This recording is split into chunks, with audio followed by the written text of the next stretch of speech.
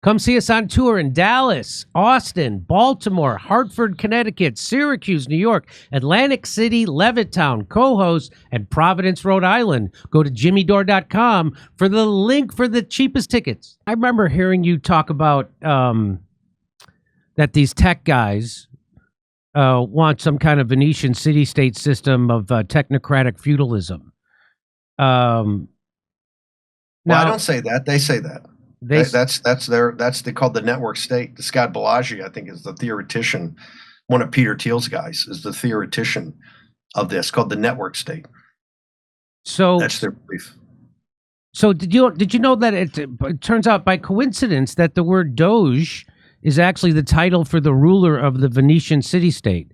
Yes. Who used the Doge system from about the 8th to the 18th century. So for about 1,000 years. And this is from Wikipedia. The Doge of Venice acted as both the head of state and head of the Venetian oligarchy. Doges were elected for life through a complex voting process. So my question is, how worried should I be about that?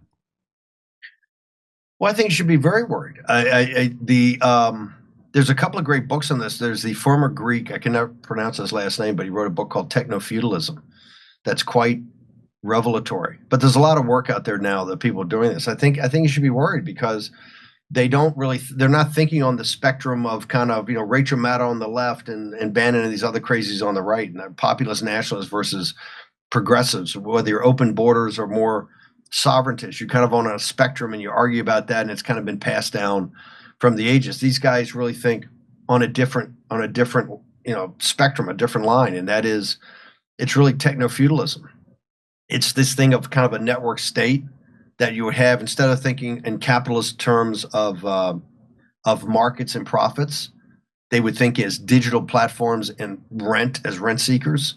And so and this is why you have no competition. You have Facebook and Google and Twitter and Amazon and these things that really have no competition.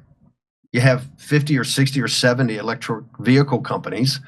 You don't have any real competition to Google, unless you consider DuckDuckGo, which is quite tiny. Right. It's across the board like that. And remember, they've had the progressive kind of sociopathic overlords of Wall Street and the political class in Washington, D.C. created these oligarchs who were all progressive Democrats.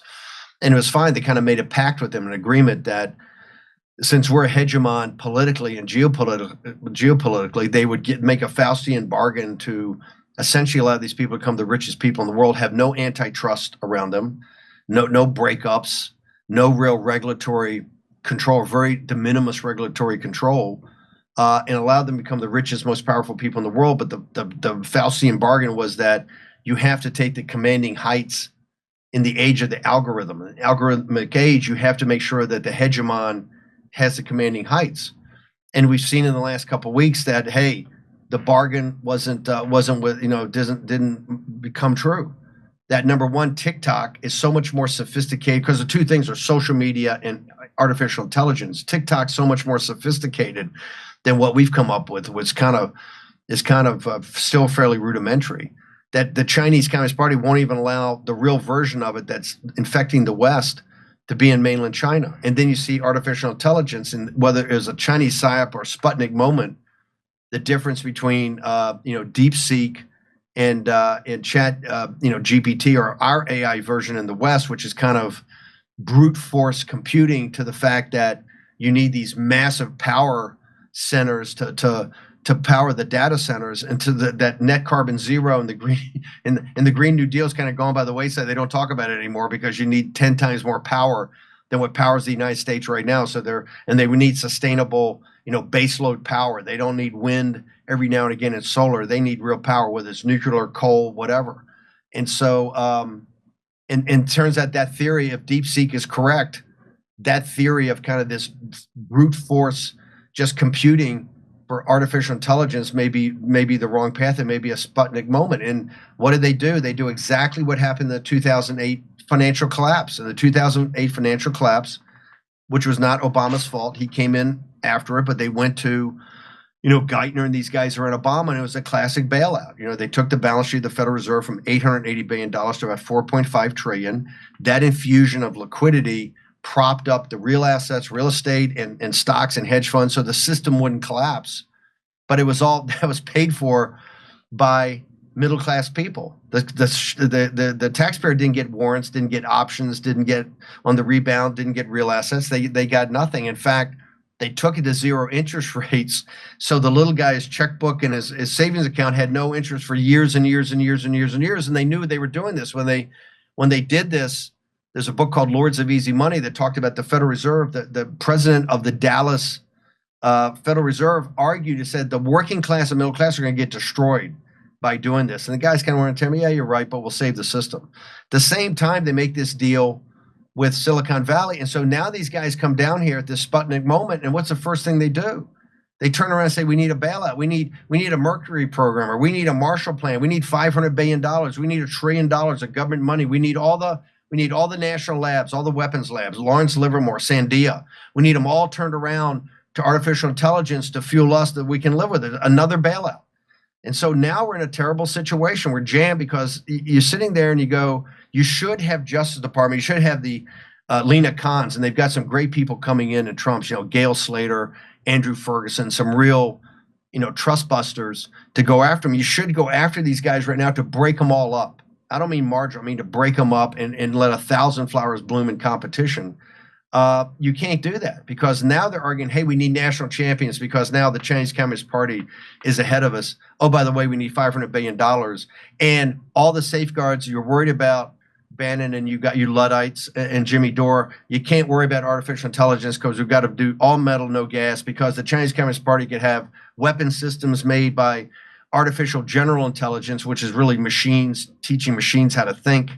And now we're screwed, and we have to kind of step back and let them concentrate further, give them more money to get into a race that now an artificial intelligence arms race where we're going to have very little control over this thing. So we're in a terrible, terrible situation with the oligarchs.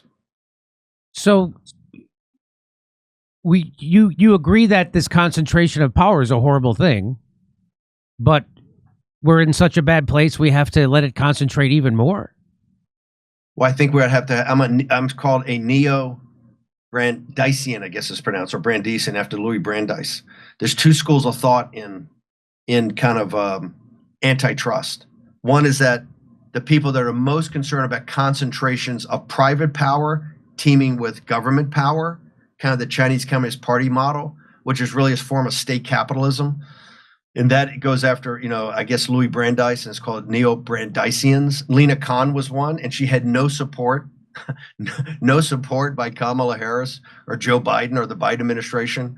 I think she's actually kind of a hero. If she had support, she would go after these guys. I happen to think that some of the people you're seeing now in the Trump administration wouldn't say they're that, but I actually think they're going to look at the concentrations of power in big tech. These people have started, Mike Davis and Rachel Bovard and Gail Slater all came from the kind of these small NGOs, not for profits, that focused on the too much concentration of power by the tech giants, and they were mocked and ridiculed by conservatives and the right for years, but they're not being mocked now.